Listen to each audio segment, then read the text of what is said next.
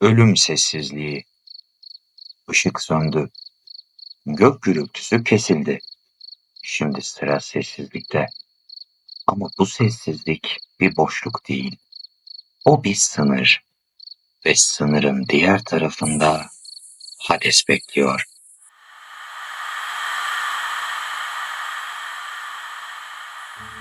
Her hikayenin bir sonu vardır. Ama bazı hikayeler ölümle başlamayı tercih eder. Antik Yunanlılar için ölüm sadece bir son değildi. Bir geçişti. Hayatın gölgede kalan kardeşi gibiydi. Sahne ışıkları Apollo'ya giderken sahne arkası Hades'e kalmıştı. Peki Hades duygusuz muydu? Hayır. Sadece gereksiz duygularla zaman kaybetmeyecek kadar meşguldü. Ve haklıydı. Düşünsene, milyonlarca ruh sıraya girmiş bekliyor. Bir ben mi kaldım diye söyleniyor. Hades müşteri memnuniyetine de önem vermezdi. Onun dünyasında tek seçenek vardı. Geliş var, dönüş yok. Ve hayır, yorum bırakmak da yasaktı. Tanrılar gökte bağırırdı. Poseidon dalgaları çatlatır. Zeus yıldırımlarla poz keserdi. Ama ya Hades? O sadece bakardı. Çünkü yerin altından bakmanın başka bir dili vardı. Sessizlik. Hades, Yunan mitolojisinin en yanlış anlaşılan figürlerinden biridir. O, bir ölüm tanrısı değildir. O, ölümden sonraki düzenin tanrısıdır.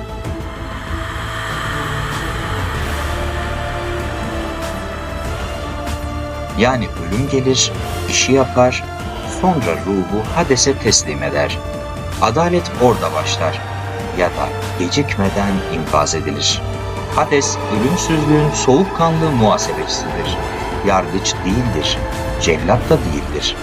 Ama hiçbir yanlış onu kandıramaz.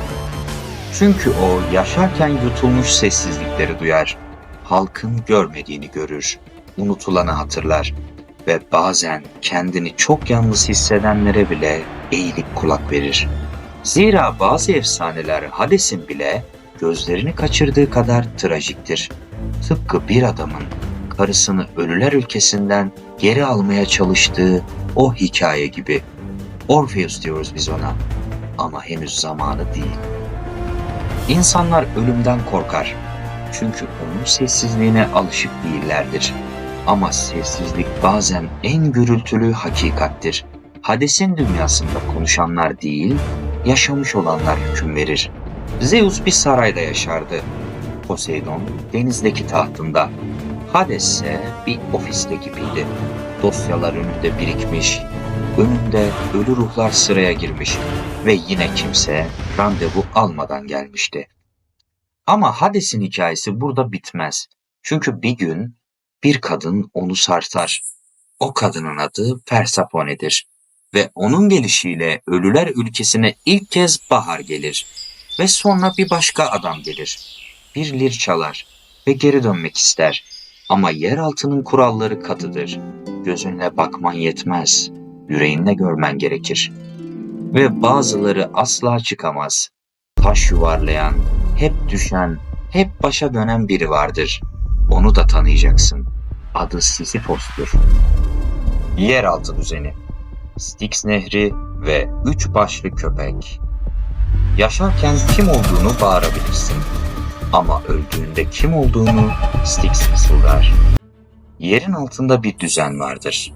Ama bu düzen kanunla değil, unutuşla işler. Oraya giden her ruh bir kimlik kartı değil, bir sükunet taşır. Ve o taş Styx Nehri'nin sularında çözülür. Styx sadece bir nehir değildir. O, yaşamla ölüm arasındaki son sınırı temsil eder. Geçmek için paraya değil, hatırlanmaya ihtiyacın vardır. Ama elbette antik Yunanlılar bir de madeni para koyardı cesetlerin ağzına.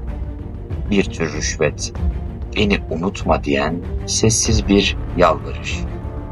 Kayıkçı Keiron orada bekler, ne güler ne konuşur. Sadece alır ve götürürdü. Cerberos, nehri geçtin mi? Tebrikler. Ama asıl eğlence şimdi başlıyor. Çünkü kapıda seni Kerberos bekliyor. Üç başlı köpek. Biri seni koklar, biri sana havlar, biri ise senin geçmişini görür. Kaç yaşında öldüğün mühim değildir. Kerberos nasıl yaşadığını anlar. İyi yaşadıysan geç, kötü yaşadıysan geç. Ama unutma, buradan geri dönüş yok. Bazıları Kerberos'u kandırmak için et atmaya çalışır. Köpekleri kandırabilirsin. Ama ya üç başlı olanları? Birinin doyması, diğer ikisinin aç kalması demek değil midir? Ama burası sadece bir giriş kapısıdır. İçeride ne var dersen? Elysia denen huzur bahçeleri, Tartaros denen cehennem kuyuları seni bekliyor. Ve bazıları da ne cennetlik ne cehennemlik. İşte onlar için gölge gibi bir bekleyiş var. Ve elbette bazı istisnalar da mevcut. Bir kadın kocasını oradan çıkarabilmek için tanrılara meydan okur. Ama dönüp bakmak, bazen sadece bakmak her şeyi mahveder. Ve bazı cezalar vardır ki sadece tanrılar bile anlayamaz. Sonsuz açlık, sonsuz susuzluk ya da sonsuz ağırlık. Kimse onları kurtaramaz. Ama senin onları tanıman gerekir. Yaşam bir seçimler serisidir. Ama ölüm, o sadece bir yön tayinidir. Yanlış yöne gidersen geri dönüş hakkın yoktur. Çünkü Styx'in akıntısı unutmanın yönünde akar. Persefone, ölümün aşk hali. Aşk bazen bir çiçekle başlar. Ama bu çiçek toprakta değil, toprağın altında açar. Yukarıda bir dünya vardır. Ay ışığı, nehirlerin şırıltısı, rüzgarların dansı ve Persefone, bereket tanrıçası Demeter'in neşeli ve güzel kızı. Doğa onunla açar, onunla büyür, onunla gülümser. Ama o gün bir çiçek gereğinden fazla parladı. Persefone eğildi ve onu kokladı. Toprak yarıldı ve Hades çıka geldi. Evet, bildiğimiz yeraltı tanrısı Hades. Soğuk, hesapçı, duygusuz sandığın o tanrı. Ama o an ilk kez birini görmedi. Biriyle karşılaştı. Bazıları bu hikayeye kaçırılma der. Ama Hades onu çiçekle çağırdı. Zorla mı aldı yoksa gönlü mü düştü? Tanrılar bile bu soruya henüz yanıt veremedi. Ama şunu biliyoruz. Hades Persefone için dünyayı ikiye böldü. Ölüler diyarının kapılarını açtı. Sessizliğine baharın adını fısıldadı. Bazı aşklar bahar getirir ama Hades'in aşkı mevsim döngüsünü değiştirdi. Adam öyle sevdalıymış ki yılın yarısında yalnızlığa talip oldu. Yani modern aşkların aksine mesafeye bile razıydı. Demeter kızının kaybıyla delirdi. Dünya kurudu, ekinler sarardı. Çünkü bir annenin yasını doğa bile saklayamaz. Tanrılar krize el attı ve karar verildi. Persefone yılın yarısını annesiyle, yarısını Hades'le geçirecekti. Böylece ilkbahar ve yaz onun gülüşüydü. Sonbahar ve kışsa Hades'in özlemi. Bazı ayrılıklar mevsim yaratır. Bazı buluşmalar ölüme anlam katar. Persefone sadece iki dünya arasında sıkışmış bir kadın değil.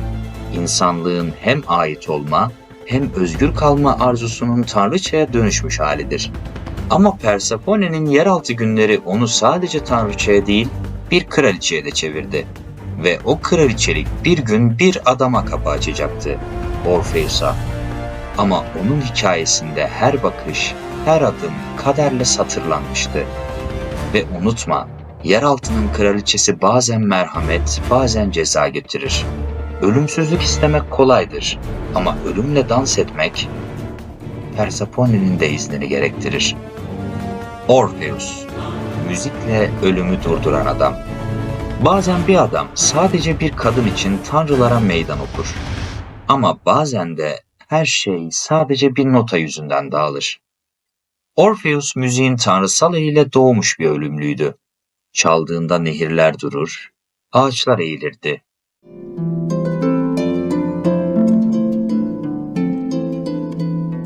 sıradan bir insan değildi. İşte Orpheus'u da aşk sıradanlaştırdı. Eurydice ile tanıştı. Göz göze geldi. Kalbi ilk defa notasız çarptı. Bir ölümlüye göre fazla saf, bir tanrıya göre fazla cesurdu. Eurydice bir gün öldü. Yılan soktu derler. Ama asıl öldüren Orpheus'un onsuzluğu oldu. İşte o an başladı hikayemiz.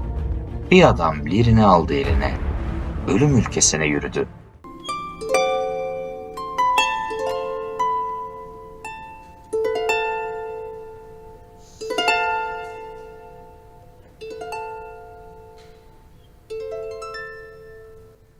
Ne Styx durdurabildi onu, ne Cheiron'un kürekleri karşı koyabildi. Kerberos bile onu görünce başını eğdi. Çünkü çaldığı melodide derin bir acı vardı.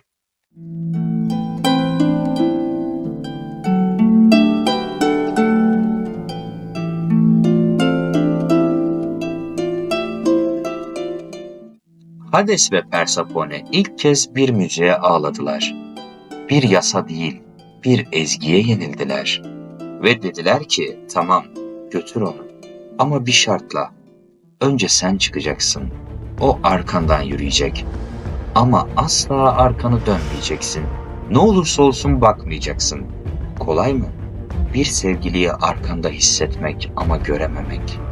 Her adımda ya gelmiyorsa korkusuyla yanmak. Orpheus yürüdü. 100 adım, 1000 adım.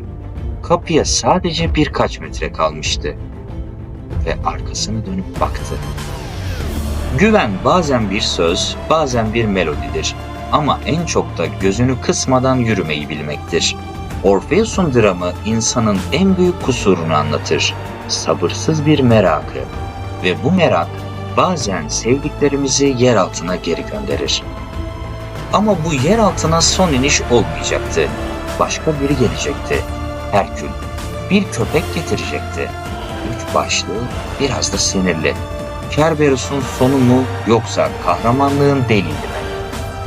Ve bazıları da asla yer altından çıkamayacaktı. Tantalos susuzlukla, Sisyphos ağırlıkla. Ixion ise dönerek cezalandırıldı. Tanrılara dokunmak istediler. Ama tanrılar onların dönüş yollarını sildiler. Sisyphos, Tantalos ve tanrıların lanetleri. Bazı insanlar hata yapar. Bazıları hata yapmaya devam eder. Ama bazıları tanrıların sabrını test eder. Yunan mitolojisinde cehennem kavramı biraz farklıdır. Alevler yoktur. Zebaniler bağırmaz. Ama sonsuz tekrar, doymayan istek ve bitmeyen bir çaba vardır. İşte bu 3 bela bazılarına ödül değil, lanet olarak verilir. Sisyphos, boşa yuvarlanan taşın efendisi. Sisyphos zekiydi. Öyle ki Thanatos'u bile zincirlemişti. Yani bildiğin ölümü tutuklamıştı. Ama bir şeyi unuttu. Tanrıları kandırabilirsin ama sonsuzluğu kandıramazsın. Cezası mı? Koca bir taşı tepeye yuvarlamak. Ama en yukarı vardığında taşın geri düşmesi. Her gün aynı şey. Motivasyon konuşmacılarının kabusu. Yaparsın edersin diyorlar. Sisyphos diyor ki, ederim ama neden? Tantalos, susuzluk ve açlığın efendisi. Tantalos da başka bir dahiydi. Tanrıların sofrasına bile oturmuştu. Ama sonra tanrılara insan eti sunmaya kalktı. Açgözlülüğün tanımı oldu. Ve cezası, boynuna kadar suya batırılmış halde aç ve susuz bırakılmak. Ne zaman eğilip su içmek istese su çekilir. Ne zaman meyveye uzansa dal kırılır. Tantalos'un dramı modern hayatın özeti gibidir. Her şey gözünün önünde ama hiçbiri senin değil. Ixion, dönen cezanın tutsağı. Ixion da iyi başladı, kötü bitirdi. Zeus ona bir şans verdi. Oysa Zeus'un karısı Hera'ya göz dikti. Cezası, bir tekerleğe bağlanıp sonsuza kadar dönmekti. Yani sonsuz baş dönmesi ama zero serotonin. Ixion'un cezası günümüz influencerlarına ilham olmuş olabilir. Aynı şeyi sürekli yapıp yine de dönmeye devam etmek. Bu lanetler sadece cezalar değil, insan arzularının sonsuz döngüsüdür. Sisyphos anlam arayan ama bulamayan insan, Tantalos her şeye sahip olup hiçbir şeye ulaşamayan insan, Ixion fırsatları eline alıp kendi kendine sabote eden insan. Tanrılar bu cezaları verirken sadece adalet sağlamadı. Aynı zamanda bize bir şey fısıldadılar. Ölümsüzlük isteme, çünkü zamanın içinde kaybolursun. Ama bazı ölümlüler tanrıların bu cezasını aşmanın yolunu aradı. Mesela bir kadın vardı, Pandora. Kapağını açtığında umut bile kaçtı kutudan. Bazı cezalarsa doğuştan gelir. Mesela Medusa, bir bakışıyla insanı taşa çeviren. Ama aslında onun trajedisi güzelliğinde gizli bir lanetti. Ve unutma, tanrılar her zaman ceza vermez. Bazı cezaları kader verir. Ve o kader bazen seni kahraman, bazense lanetli yapar. Tanrılar Titanlara hükmetti. İnsanlar tanrılara taptı. Ama asıl soru hala orada duruyor. Kader kime itaat ediyor? Bu sezonda gökyüzünden yer altına, aşktan ihanete, bir taştan 3 başlık bir köpeğe kadar yürüyeceğiz. Zeus'un gürleyen sesinden Hades'in sessizliğine, Persephone'nin bahar getiren hüznünden Orpheus'un melodili kaybına dek. Anlatılan her öykü bize şunu söyleyecek: tanrılar görkemli ama bir o kadar da kırılganlar. İnsanlar ölümlü ama bazen tanrılardan bile korkusuzlar. Gelecek bölümler için gölgeye düşen izler. Nyx geliyor, geceyi doğuran, tanrılardan bile önce gelen kadim güç. Onun çocukları Thanatos, Hypnos, Nemesis, yani uyku, ölüm ve intikam. Hepsi karanlıktan yürüyecek. Pandora'nın kutusu açılacak. Umut son çıkan mıydı yoksa en büyük lanet mi? Buna yalnızca sen karar verebilirsin. Medusa karşına çıkacak. Güzelliği lanete dönüşmüş. Yalnızlıkta bilenmiş bir bakış. Peki onu kim affedecek? Onu kim anlamaya cesaret edecek? Oidipus ve kaderin ayak sesleri. Kendi gerçeğini ararken gözlerini yakan bir adam. Ama belki de en kör olan bizizdir. Gözlerimiz açıkken bile. Herakles 12 göreviyle kapıda. Sadece kas değil, zihin ve kaderle savaşan bir yarı tanrı. Tanrıların sevgilisi mi, oyuncakları mı? Ve Prometheus, insana ateş verip tanrıların öfkesini üstüne çeken asi. Acısı ölümsüz ama mirası bizimle. Tanrılar kusursuz değildir ama sadece bizim kusurlarımızın yüceltilmiş halidirler. Her öykü kendi içimizde sakladığımız bir tanrıyı uyandırır. Belki öfkeyi, belki arzuyu, belki de umudu. Zeus yine kayıplarda. Poseidon hala dalgalarla kavga ediyor. Hades yer altında, internet çekmediğinden sessiz. Ama biz buradayız. Tanrıların dizisine devam etmek için. Ve şimdi tanrıların zamanı değil, senin zamanın. Abone ol. Çünkü efsane yeni başlıyor. Aşil'in tendonu sadece mitolojiyi anlatmaz. Onu seninle birlikte yeniden yazar.